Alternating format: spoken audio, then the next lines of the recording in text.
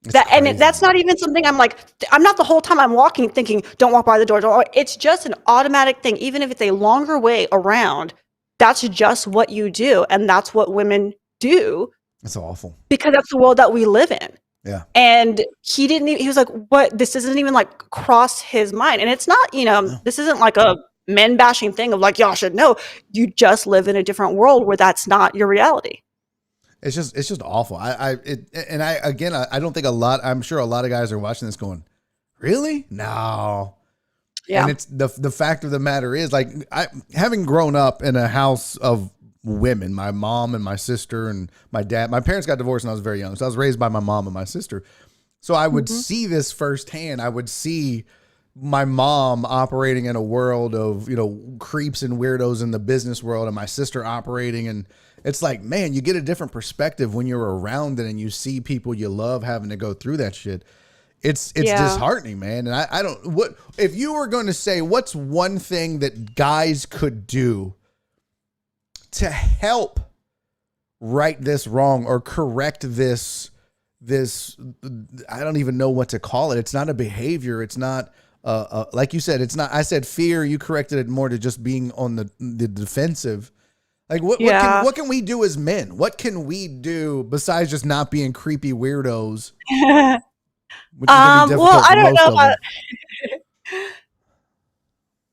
I think there's steps, right? Like I would love to get to the point where it's like an active helping, an active change. But I think before you get to that, it's just the acknowledgement. And like what you just said, I think where you're like, guys might be listening to this being like, oh, like I'm exaggerating or that's too much or whatever.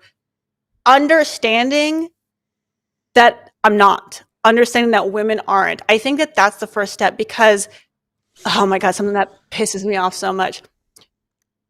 I forget what the stat is, but Twitter thread. I know Twitter's not reality, but Twitter thread. I remember there was this one thing where people were saying like about how sad it is that it's something like 1 in every 5 women, I want to say, it might be more than that, has been sexually assaulted. And just the amount of men that were like, there's no way that's true. There's no way that's real. And so many of them said, 1 in 4 men can't be rapists. That's crazy. And it's like, that's not math.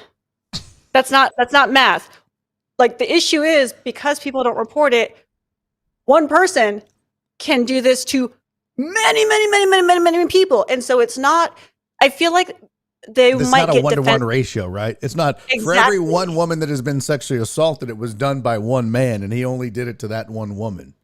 Exactly. And that seems to be the response. It's because there's like a defensive-ness of like, I'm not a rapist. How dare you say there's a 25% chance I'm a rapist? It's like, no, this is not, that's not the math. The math is, the issue is that one man can hurt many women.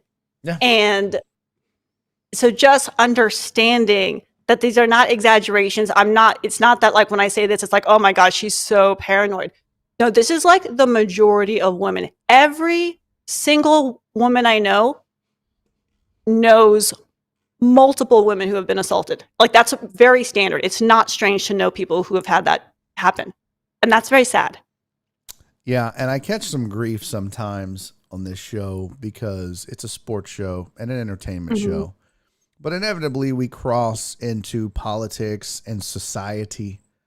And sports will be the catalyst for that. And then a lot of times we'll deal with subjects where athletes, Deshaun Watson, or and the most recent one was Dalvin Cook was accused of physically assaulting his girlfriend. And he accused her of the same.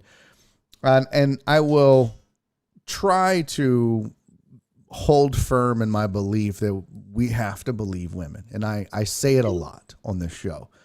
And inevitably, it's a turnoff for men to hear me say that. And I had the discussion with my barber that it's not about convicting men. That's not what it is. It's literally having this conversation. And when you say, I know so many women that have been sexually assaulted, like most of my friends or a certain percentage of my friends.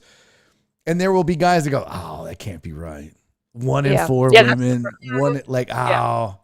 and that's the whole point. Like you just saying, like women live in a constant state of being on the defensive, watching their surroundings. When a maintenance man comes over, you're on high alert. You have to, and there are guys that go, that's not true. And that's the whole point of what she's being crazy. She's so paranoid, blah, blah, blah. It's like, okay, but I am like every woman. I live Everyone. this every day. And that's the Yeah. point of believe women, right? Believe women when they tell you that they live defensively. Believe women when they tell you they're paranoid that dudes come over. And I think that when you start to do that, you can start to understand how we as men, going back to my earlier question, can operate and function around females to give you guys, to try to make this better for you, to make this a safer or more, what's the word I'm looking for? A more comfortable world to live in, where you're not constantly in fear. Like most dudes don't live in a state of heightened awareness. And that's, I guess that's a good way to put it, is women literally have to walk around. It's just crazy to me, man. It's just, I feel so bad for you and for females a lot of times, man. It's just, it's an unfair thing. And it, unfortunately, there's no way to fix it, right? I mean, there's really not. It's just dudes being not creepy and fucking weirdos. I mean, I do think there's a way to fix it. I don't know that it's going to happen in my lifetime, because I think it's it's going to take many generations. But the thing is like when you say like I feel bad for women, like it sucks. Yeah, it does suck. That's not a society I want to live in. At the same time, I think because I don't know any different, I also get the thing where like, well, don't feel bad for me. Like, what the fuck? But that's also just me being like, now I get defensive of like, I don't know a different way to be. And so I don't know. I guess it's difficult to find the balance, you know? And that's why I think, like I said, the first step really is just acknowledging that we live in different realities. Yeah. We live in different realities. And that is, if you are not walking around assaulting women, then that is not a personal attack on you. Yeah. That's not an attack on you to acknowledge the reality. Oh, wow. I didn't know this. Mark G in the chat said, we have code words to get women away from guys at the bar. That shouldn't have to be a thing. Is that true? Absolutely. There's code words. There's code drinks. There's actually a comedian that I was working with in Dallas. For their shows, they have these cards that they put in the women's restroom where it's like, hey, if you're having an issue with a guy or a person, I guess, order, I forget what the name of the drink is, but we'll say, order a Crystal Light shot. And that is the code word to the bartender of like, I need help with this. Can you please get this person away from me, or help me move over, or I need to be walked to my car, or whatever the hell. Basically, get me away from them. Oh no, you know what it was? It was that the bartender would then say like, hey, there was something lost and found or something. Is it yours? Oh my God, my ring? Yeah, let's go to the office. I'll get it to you. And then they can bring you over and be like, so what's going on? Do you need to be walked to your car? Do you need an Uber called? What's going on? The thing about that, I didn't even know that existed. I was a bartender. I worked. My mom owned a bar. I had we didn't even have that, and probably should have, because it was Conroe. They really need that. Yeah. But like, I'm literally sitting here listening to you tell me this, baffled and stunned and deeply, deeply saddened that these protocols, that these things have to be in place to begin with. Do you know what's even sadder? God, this is so depressing. Well, listen, we're going to say this and then we're going to move on. What is more depressing? I don't mind talking about this. There will be people that don't want to watch this and go on, and I don't give a fuck, Kiki. These are the types of things that we don't talk about that need to be talked about. Men need to hear this shit.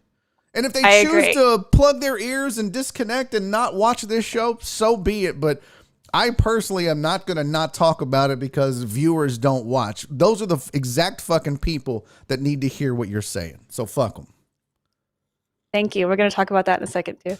But what I was going to say is, what to me is more depressing than what you just said. It's so sad that has to happen, is how excited and how happy women are when they see that at a bar. that to me is worse, is that it's so pervasive. And some bars have this, not a lot. I feel like it's a fairly newish concept, so that when they have it, you will see women in the restroom going, "Oh my God, this is so great." That is good. It's great that there is some sort of safety measure in place. It's also terrible that we have lived in this state for so long that there being some sort of tool to counteract it is so exciting. That shouldn't be the case. Yeah. And again, that shows the different realities that we're in, is that when you heard about that shot, you're like, that is so depressing. So many women hear about that and are like, oh, thank God. Oh, that's so great news. That's great news. That is a different reality we live in. Cece said, I'm glad there are those measures in place, but I can't not see myself being able to tell a dude to fuck off. And I think I get that, Cece, and there are women that think like you think, but there are a lot of women that don't.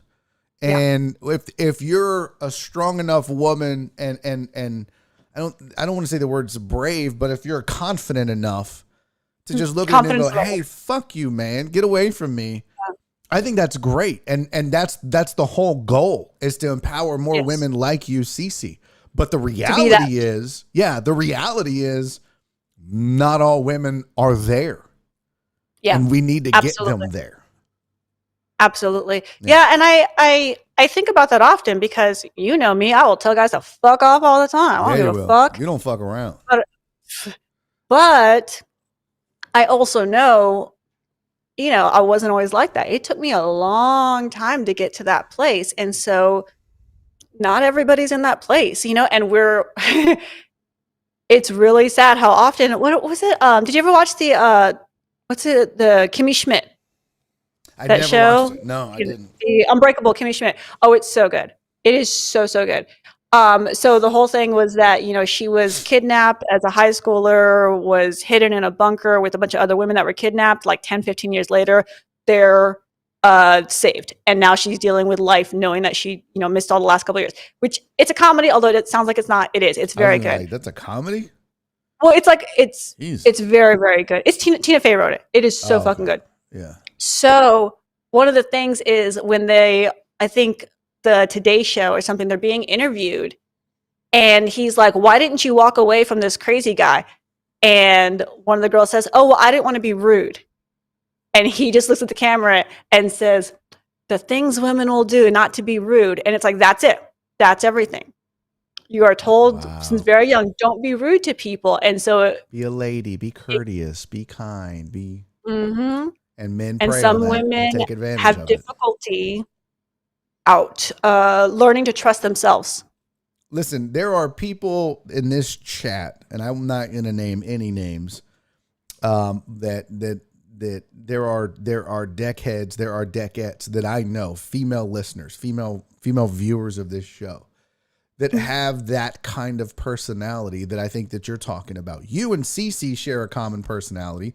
I think, are more cautious, and I think I don't want to, for specific and various other reasons, we'll say. Mm-hmm. But I know several viewers of this show whose personality is just not that. They would never just turn around to a guy and go, leave me the fuck alone. They would just never do that because of what you just said. I don't want to be rude. I don't want to be, that's mean. Like, hopefully he takes the I don't want to be rude. Or flip side is sometimes I don't want to set him off. That's something else I don't think that guys sometimes don't realize. Oh, well, she would have told me if she didn't like it or whatever. Sometimes that's the bigger fear, is pissing him off. And that sucks. It's so complex. That really, really sucks. Kiki, this is so complex, man. Because and I'm not saying this to be, but it's amazing how many times I think I get it and I'll say something and you'll have to correct me again. No. And I'm like, fuck, man. And I'm really trying. Imagine all these dipshit dudes out here that aren't even trying to understand this. Like, it's just, fuck, man. Sometimes it's there's depressing. Layers on layers. Yeah. Well, is there, you said that that you don't think this is solved in your lifetime and it's a generational thing? Is this, I've always said, like, when it comes to stuff like racism, there are things we can do. There are laws. But it's also a generational thing. What we need in order to be less racist is for the old racist people to die.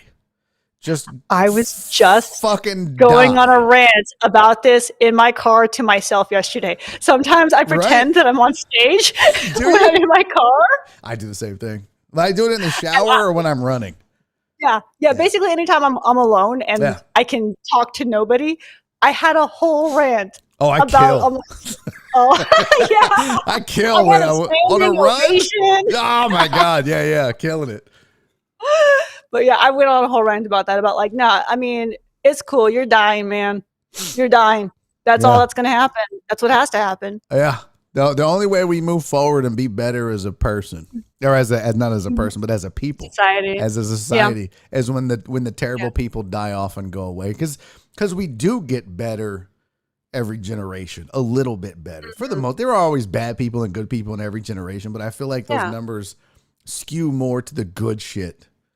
There's hope, but you're right. You and I may not see it, but I tell you what, you and I live in a society where women have much more rights and respect and responsibilities than 100 years ago. And there's proof of that. The same thing with race, the same thing with the LGBTQ community. I mean, all of this gets better as we go. We just need these awful people to die off. So, yeah. And I understand it being depressing because I'm living it. But I always try to, so whether it's about this, whether it's about racism, whether it's about, there's just so many things right now. I focus on being grateful and being excited that these are even conversations happening, because this is not a new issue. No. This is not something that just popped up in the last couple of years or 10 years or 20 years. This has been life for a long time. What's different is that we're talking about it. And so while that might feel more depressing, that's what gives me hope, is that the conversations are even taking place. Yeah. Well, that's why I said, you're like, oh, no, let's move on. No. Let's not move on. Fuck them. Like, I'm working on that. That's what I want to talk to you next about. Okay, go. Oh my God. Okay. I don't realize how ingrained this is until I am actively fighting it. But my first, we'll say 9 years of being a performer was very much like, I am an entertainer. I help people forget their problems. I'm creating escapism with the circus, with burlesque stuff, with everything else. I am creating a fantasy because I want to make people happy. And that's where I get my joy from. And that is all still true. However, the last year especially, all of my fucks are gone. Just the bullshit that we have endured has just, I thought I was out of them. And then I was like, oh shit, no, I still had some. Cause now I'm like, oh, fuck you. Like, I'm just so over so many things. And it has been very empowering and exciting to be in that place. Like, I went, when I started going to open mics again, my first time on stage in like a year and a half, no fear. For the first time, I used to get nervous. I used to get worried. I was like, I thought I was going to die a couple of months ago. This is nothing. And it felt so good. That being said, I am still catching myself every once in a while, like on my stream or doing the podcast, or like right now, when we start talking about anything that is either potentially divisive, it's like an instinct in me to redirect. Really? Redirect. Because this is not happy. We got to make people happy. And I don't want that in me. God, I feel that so much. I don't want that in me, because like you said, things are important. Things do matter. And I can talk about these things so freely if a camera's not on, if I'm just talking to my friends, I'm like, fuck those motherfuckers. But I have that people pleasing thing of me of like, no, I don't want to turn off some of the audience. Yeah. I don't want to lose some potential viewers. And I'm like, no, you know what? If they walk away, those are the people I don't want here. If you are offended by me saying that, like, no, everybody deserves to be loved and everybody deserves respect, fuck you.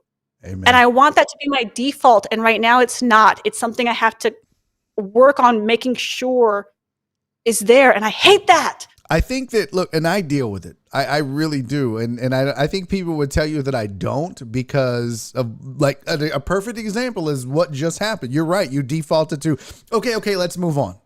This is feeling very real and very sad and very heavy. And this is a fun show, and you're a fun guy and I'm a fun girl. And we should be doing silly things like drawing, what was it? The power bomb. Yeah, we should do this crazy thing. And I realized something on doing this show, because I'm the same way on radio. That's all I did. You know, I mean, I was beholden to program directors and co-hosts and producers and ratings. I was beholden to all that. And it was like I was a dancing street monkey. Just be funny. Yeah. No one wants to hear your politics. No one wants to hear what you think. Tell me a joke, make me laugh, give me some sports, and fuck off. Yep. And I built a brand doing that. And then I did this show. And then I started doing this show. And what I realized is, when this show started, Kiki, and this is going to get real for some people, so it's whatever. Okay, we're getting real. When this show started, we'd get 1,000 views a day. And now we're 150 to 200. But you know what? I know that those 150 to 200 are going to be here no matter what, because they support me, whether it's talking about this, whether it's being silly and telling stories, whether it's talking sports, whether it's whatever. And that's who I want in my corner, right? Yeah, absolutely.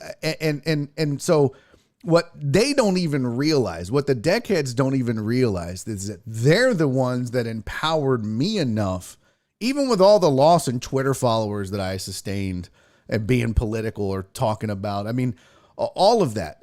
And I see my numbers go down. And it used to be really depressing. And now I'm like, I'm just weeding out the people that were just fake to begin with. Those were just the people that wanted to be around me or support me because it was either convenient or they felt there was a benefit to them for it.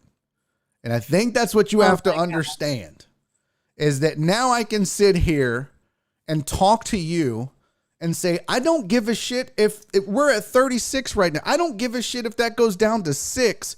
If I believe in the message and I think it's important, I want those 6 people that stick around and also believe in it to hear it. Yeah. No, absolutely. No, I know that that's right. It's true. I believe that.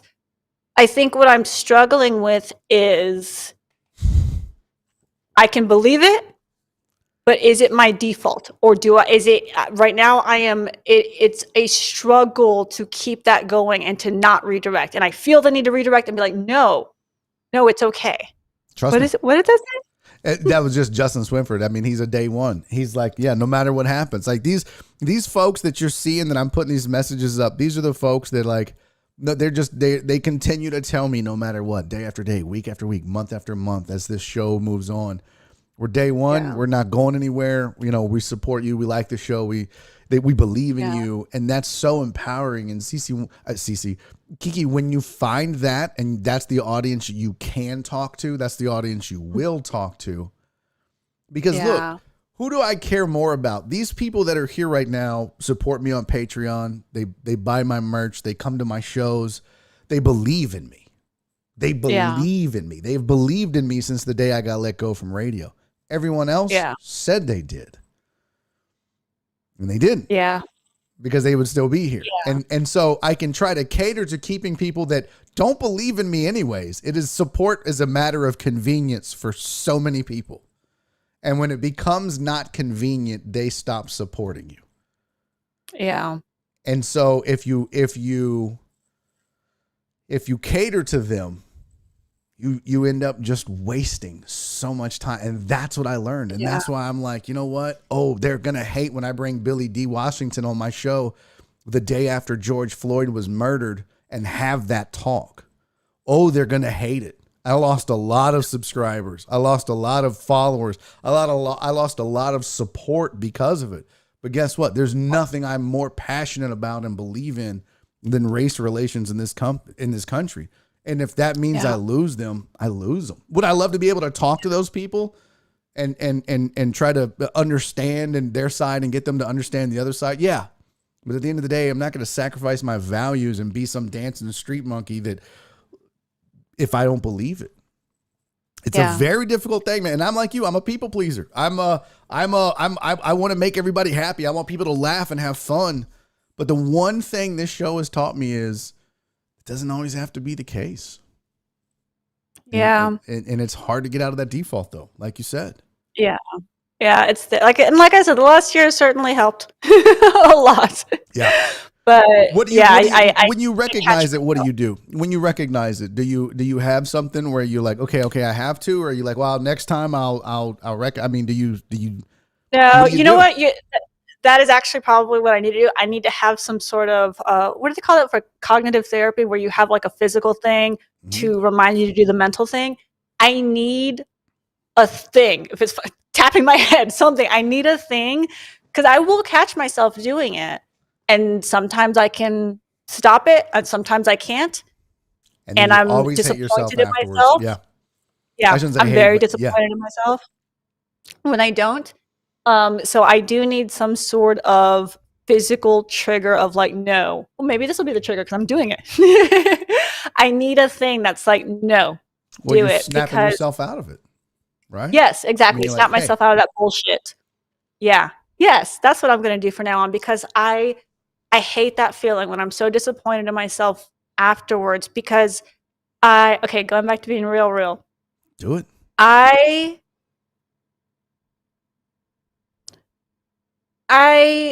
went through like a journey of not knowing I was doing that. And then for a couple of years knowing I was doing it and not liking it before I got to the place of like knowing I was doing it and realizing I can't anymore. I can't. And so so I used to be on this radio show, you see.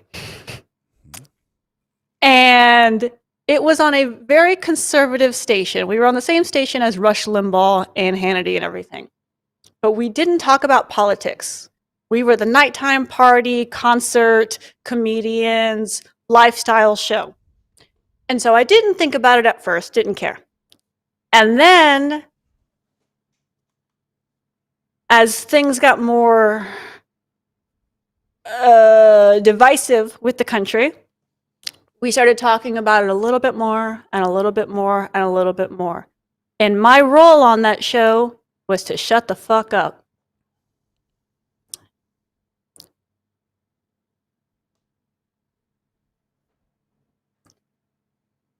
And they were my friends. So I was okay with that. Until I was not. So I don't ever want to be in that situation again. Even if I'm not saying things I don't believe in, I don't want to smile and nod. And so that's why I need this.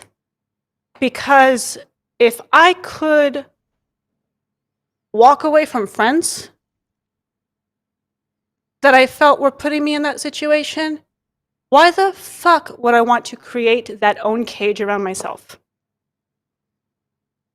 And that's what I'm working on right now. I'm super proud of you. You see how hard that was to say? Super proud of you, though. I know, and I think you needed to say that. I think you needed to hear yourself say that. I think you needed to talk about it. I think you needed to... I know you know it, but I think it needs to be something that you can discuss and recognize, because a lot of times for people like you and me who are performers and people pleasers, it's this catch-22 of being true to yourself and trying to please the people around you, be them friends or fans or supporters. Yeah. And it's very difficult when you're not trained in this on how to find that balance. But and especially people are confused. They're always like, what? You speak your mind. It's your job to speak your mind. And I'm like, yes, I spoke my mind about certain categories. And I had this thing in the back of my head of like, you know what? It's okay, because if they like me for these things, maybe eventually I will slowly, be able to talk to them about these other things just a little bit, just at first, and just kind of get to them this way. And it doesn't work. It doesn't work that way. I tell you, one of the things that this show and doing this, and because I wasn't a guy that was like, I want to be a streamer. I didn't know what the fuck that was. I wanted to be a radio and stand-up guy. And then this happened, and I didn't know about managing things or, managing any of this shit, right? And you were the same way. You were a performer, but this is a whole... But one of the things I've learned in my 8-year journey in radio and comedy and streaming and just being a performer in the public eye, at the end of the day, I can make everybody else around me happy. But if I'm not making myself happy, and by that I mean being true to myself, I'm learning that it's not worth it. Yeah. And that is the absolute hardest thing to come to terms with as a performer, as a public figure. And, and I hate to use that term because it makes it sound like we're A-list celebrity, but we are in the public eye. It's what it is. But it is and I don't think that people that get in a chat and talk shit to people that do what we do, or go to a comedy show and heckle people, or listen to a radio show and call in, or watch a TV show and post shit. I don't think they'll ever understand that, because they're dealing with the same thing as we are. They mask it by lashing out or by treating their friends like they're less than equals. And some of us just deal with it by trying to be better. And I think that's why I'm so proud of you, is you're like, you recognize it, and you are trying to actively come on this show or your show or any other show and talk about it and be better. And that's not an easy thing to do alone and by yourself, much less in the public eye. So I'm very proud of you. I admire you and your strength. It's amazing. Because I'm working on it. Listen, man, doing this as a dude is one thing, but like you said, you know what I mean? Like, even in life, it goes back to what we were originally talking about. The same thing in streaming as a female versus a male. You guys deal with a whole different set of things. I don't have to worry about weirdos in the chat doing weird shit on stream, off stream. I don't have to worry about people judging me. The only reason he has numbers is because he does this. They want to see your feet too, Barry. They want to see your feet too. Do people ask you still to see your feet? How often does that happen? Yesterday, while I was a scientist, somebody came in, total stranger, first time chatter, and he was like, "Can we see your feet?" And I was like, whatever the person's name was, we'll see. Vincent. Vincent, that is a very interesting question. And normally we would actually go down that route of conversation. However, right now we're really focused on the evolutionary theory. But if you do want to put in exclamation point links, you can see the list of other social media. I was just like being Wait, you don't have a feet site, do you? Have you caved to? Oh God, I was like, you caved to the weirdo feet people. Which I know last time we talked, you embraced the foot fetish thing, right? You're all in on it. One of the most common fetishes. And so even if people in the chat will not admit it, so do you show them? Like, normally, if you weren't me and Miss Scientist, would you be like, yeah, I'll show you my feet? Yeah, but I'm not like, ooh. I'm like, look at my foot. Like, here it is. Okay. Like, you just sent the chat and like, oh my God. There's like hidden foot fetish people in the chat right now. Like, oh my God. Listen, it's incredibly common, but people deny it because they are judged by people like you by society, but it People like is me. one of the most common fetishes. I know. I listen. I have never said that it was just because if You said I'm weirdos. huh? You said weirdos and creeps. Because no. I think you misunderstood. I'm not saying people that are into feet are weirdos and creeps. I'm saying people that would go on a chat where a chick is talking about chemistry or comedy and be like, "Hey, show me your feet." That guy is a fucking weirdo and a creep. Being into feet is like whatever. I knew guys that were into belly buttons and fucking elbows and all kinds of weird shit. I don't judge. We all have our shit that we would never tell anyone that we're into. So I would never. Huh? We would just say it on stage. Yeah.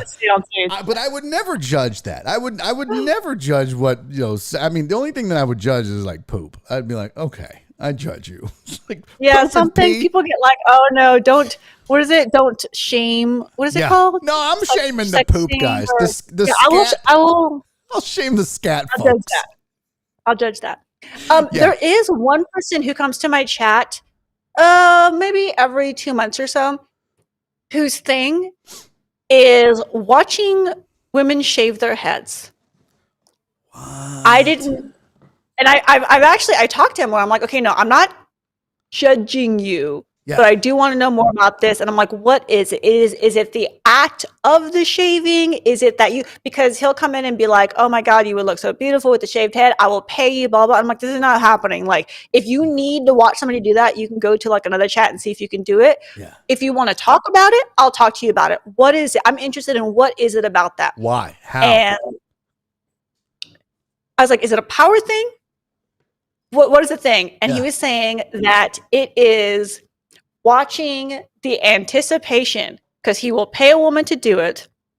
To me, that sounds like a power thing. But he likes the anticipation of watching them freak out about like the buzzer's about to go there, of like, oh my God, and then watching them just freak the fuck out as it's happening and knowing that that moment is now going to affect them for months to come. So it's some kind of weird domination thing, right? It's like a domination. It's more like a Saw situation than a sexual situation to me.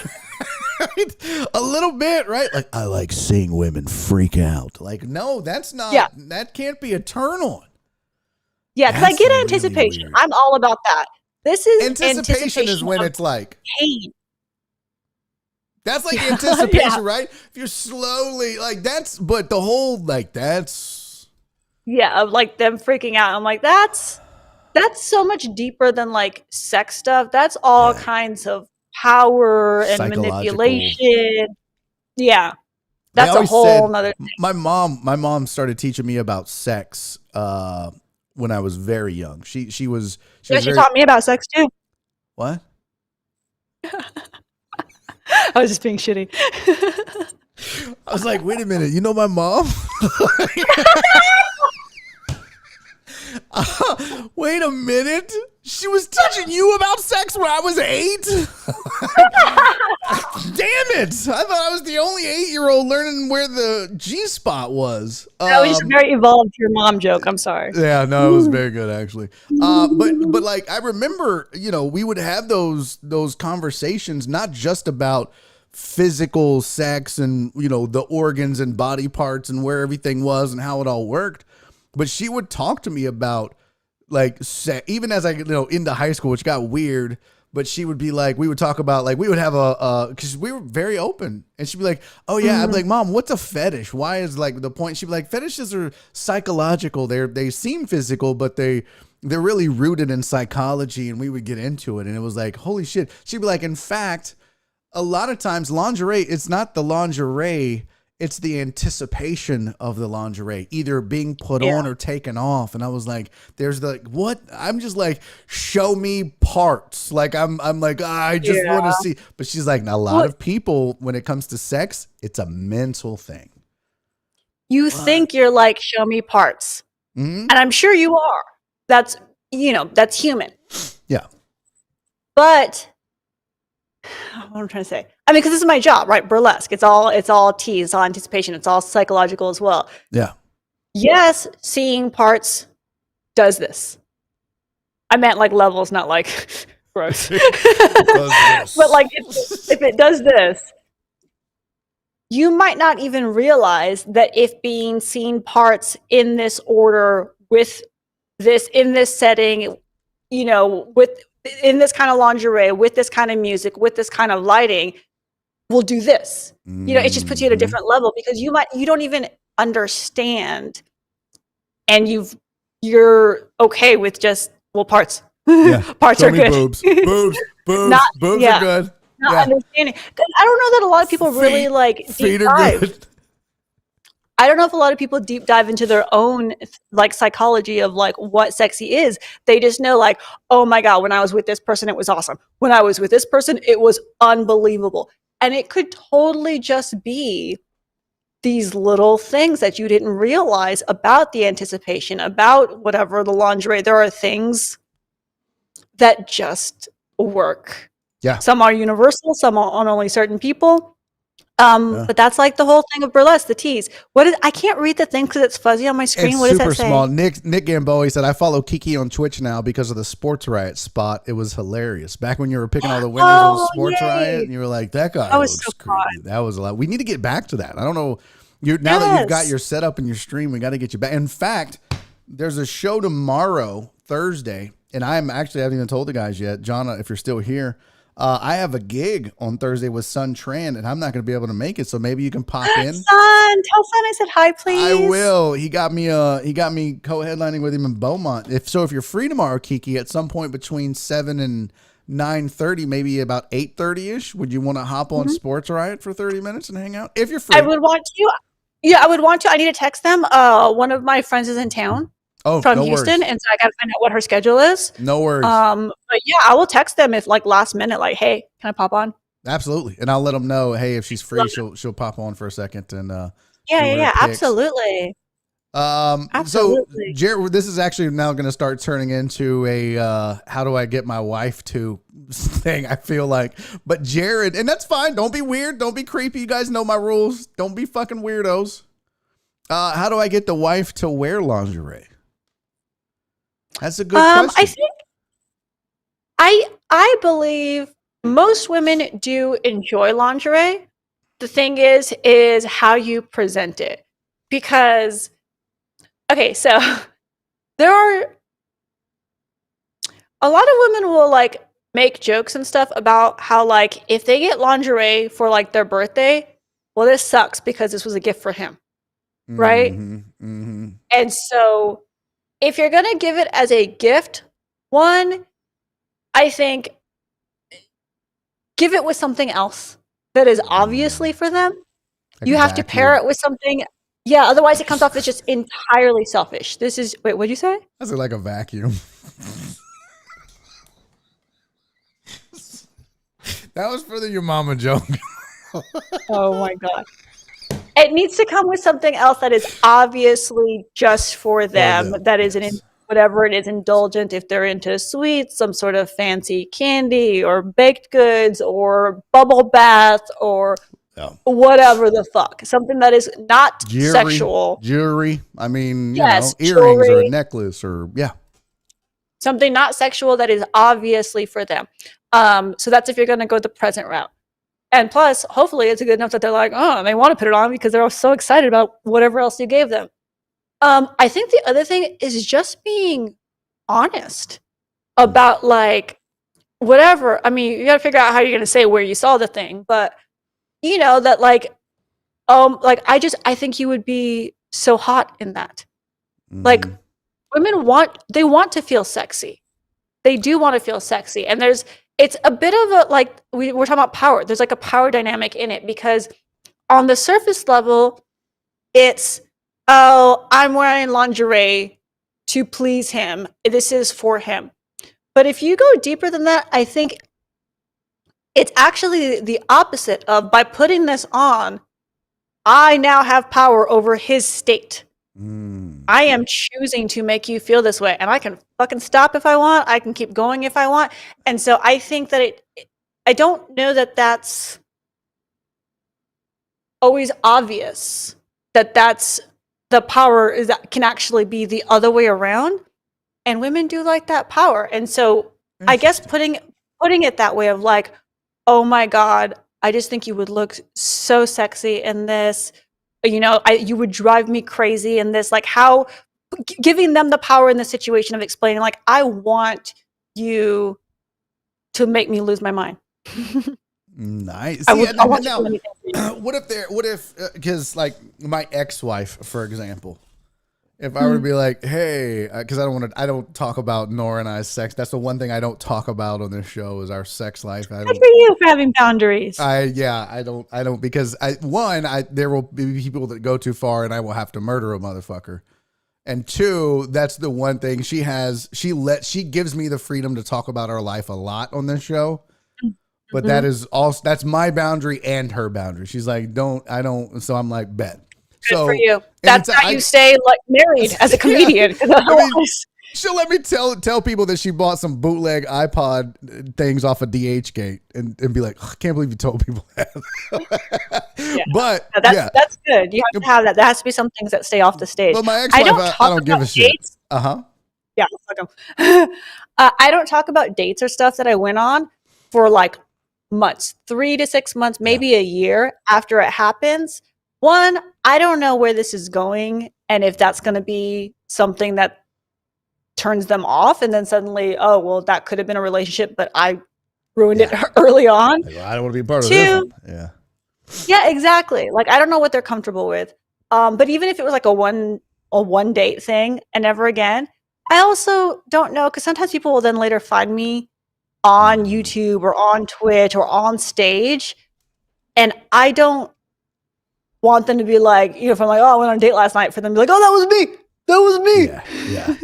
That's the worst thing you can see in the comments. This is totally about me, guys. Yeah. It's like, okay. Yeah. It's totally not about you. Well, what I was going to say is just real quick is it's already 4:04. I can't believe that hour flew by. But what about the opposite side, right? So we talked about women that maybe want to feel empowered or feel sexy. There's a certain subset of women, like if I would have bought my ex-wife lingerie, she'd be like, I'm not wearing that. That's stupid. Or maybe they're shy and they're like, I don't want to put that on. I'm embarrassed of my body. I don't feel sexy. I feel fat. I feel ugly. And putting that on is only going to make it worse. How do you deal with that? Maybe they just hate it and they think it's dumb. And usually that's just them covering for not feeling sexy. Yeah. How do you deal with that? I mean, I don't think that you can deal with it. That's something like that's an internal thing. Which is a lot of what I would work through with when I used to teach burlesque classes, is like taking them on that journey into that confidence. I think the closest thing probably, because like I said, you're not going to fix that. Like that's like a professional needs to fix that. So it's a longer game. That's a long con. Probably I would say, and you're going to hate this, multiple like gift cards. Say you give them a card for their birthday and you can have a gift card for, I don't even know what fucking stores are, not Academy, but like, I don't know, like a department store, like Macy's. A clothing store. Yeah, okay, we'll say like there'll be a Macy's one, there will be a Sephora, like a makeup one, and then a Victoria's Secret one. Gotcha. Or a top drawer or whatever. Something that gets them in there. Yeah. So that they themselves can find something that they themselves feel comfortable in, because it is a journey from like regular underwear to maybe something lacy to maybe something whatever. Like you're not going to put them in a leather, onesie right away. Yeah. No, my ex, I would have been like, I got you a Macy's and I got you a Bed Bath & Beyond and I got you a Victoria's Secrets. She'd be like, oh, sweet. And she would leave Victoria's Secrets with some fucking sweatpants. I'd be like, God damn it. See? Well, that's not even the journey of sexy hasn't begun. Like you're on the journey of comfortable. No. There's a big difference. No. Or maybe, I mean, if you're uncomfortable having those conversations, you can also write it in the card, right? True. Of like, I know that you said that you like this, or I know that you like this, and you're so sexy. Again, throwing it on the site. I think you are so sexy. So something for later. Some shit. I don't know. I'm not. No, that's good. That's good. Look, when dudes ask, how do I get my wife to wear lingerie? This is why I ask this way, because it's not just a matter of they're nervous about asking. There's probably something about their wife either not wanting to or not. It's how can both of them approach the conversation and do it. So that's why I asked those follow-ups. Yeah. Now, Sydney said something. She said they can pay for the Savage Xfinity subscription and let your significant other choose what they want from the shop. That way it's an experience for both parties. I don't even know what the hell that is. Ooh, I like that. Savage Xfinity? If I go there, am I going to get... Yeah, that's Rihanna's brand. Savage Xfinity. Is it... Yeah, I like that a lot. Oh, okay. Yeah. Oh, you know what? Yeah, there are, because there's a lot of those, like those subscription services where you get like a box every month of a thing. Yep. They have those for makeup, they have those whatever. And yeah, they have those for lingerie, which is also like a fun thing where monthly you can unwrap something together and be like, oh, or just, even if you get a picture at work, look what came in today. The thing came in today. And then you have the whole day of anticipation and excitement of like, oh, are you going to be wearing it when I come home? Or maybe you're going to wear it for the date this weekend. And you're now getting like an experience together throughout multiple hours or days. I like that. I feel better. Hold on. Well, you should shut that down because you are streaming, sir. No. I'm totally not shutting this down. We're about to look at this, and I feel the name of this photo that I'm saving for the show is called "I Feel Better," and I'm gonna. Oh, okay. I'm gonna pop this on the screen real fast because I went to the Xfinity. What is it? The Savage Xfinity website, and this popped up. Now your mic is probably gonna get muted if I put this on there. Maybe not. I don't know, but that. Yeah, I feel better. What? Now. No, I'm just saying I feel better. I'm like, okay. They got something for everybody. They got big gals on there. They got little gals on there. They got big dudes on there. They got little dudes on there. Because everybody's sexy and people will roll their eyes and be like, whatever, blah, blah. But I've said this 5,000 times. I have fucked so many ugly comedians. Let me tell you, it is all attitude, all personality. It's because they're funny, right?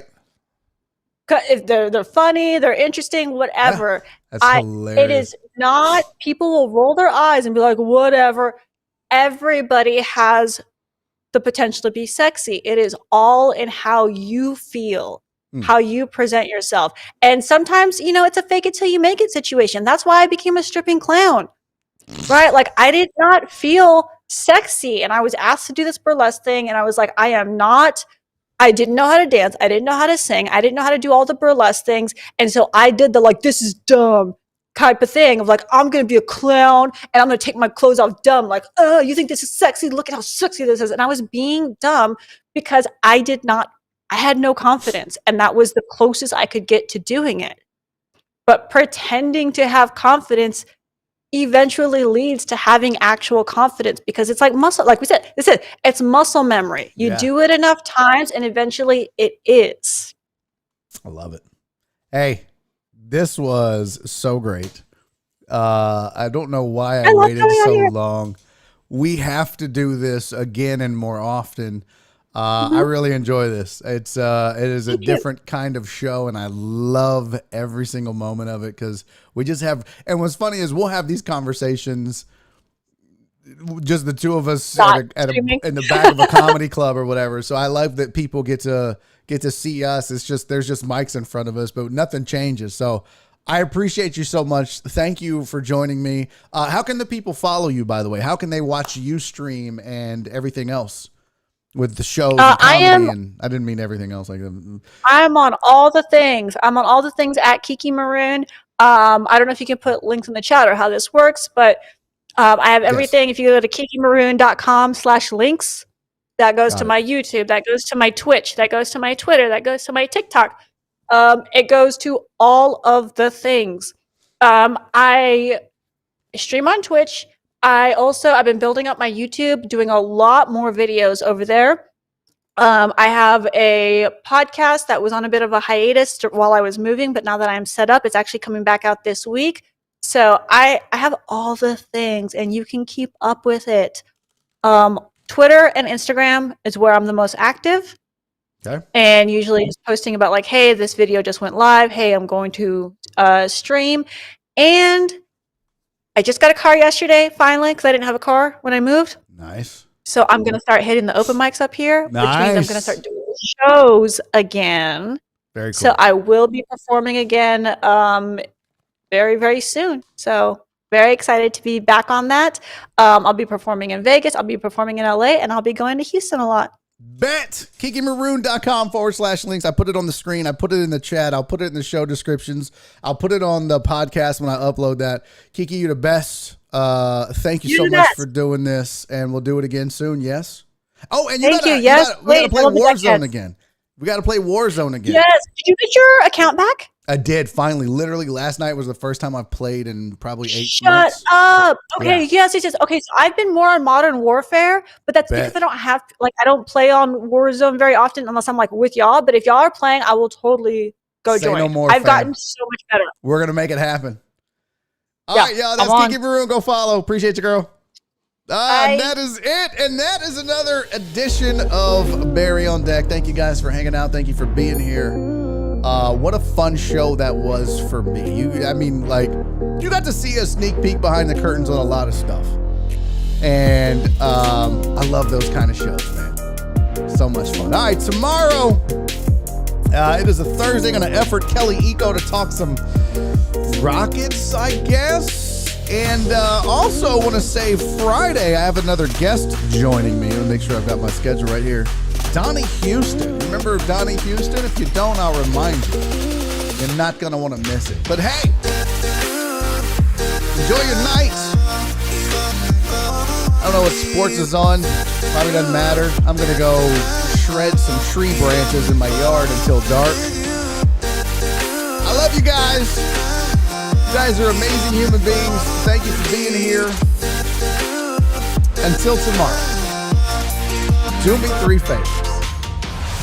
Be safe. Be kind. And most importantly, love each other. See you tomorrow.